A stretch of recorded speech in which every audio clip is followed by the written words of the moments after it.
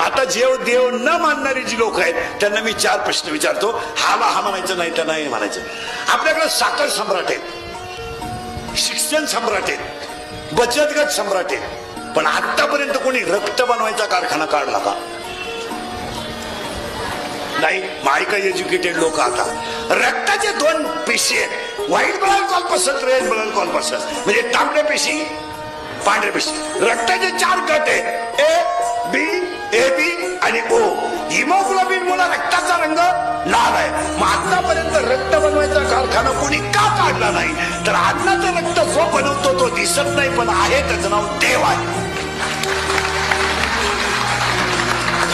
यसला yes म्हणा, नाही तर नो म्हणा. म्हणजे अन्नाचा रक्त जो बनवतो तो कोण आहे?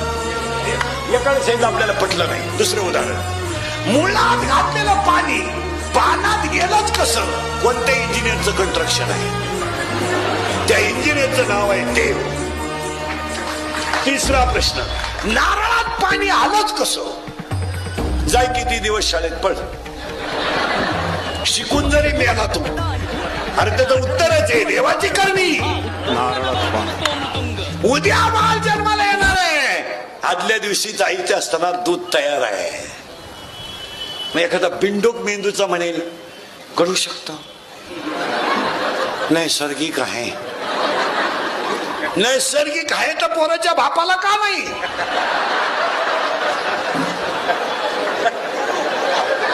त्याचा निमा वाटा आहे ना. मग एक टाइम पोरग त्याच्या आईला पेलं पाहिजे, एक टाइम त्याच्या बापाला पेलं पाहिजे.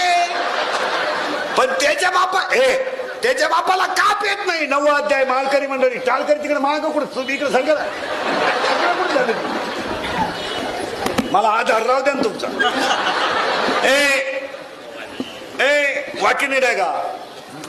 उत्तर आहे 9व्या अध्यायात. म्या बोलविल्या वेद बोले, म्या चालविल्या सूर्य चाले. हे जगत सगळं देवाच्या ताब्यात आहे, देव चालवतो. या 4ही उदाहरणावरून देव आ ए च फायनल.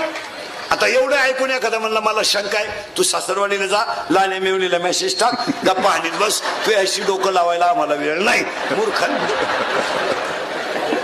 तू पागलच आहे, तुझ्याकडून नाही लागत. तू पागल नाहीये, अंकारी पागल आहे.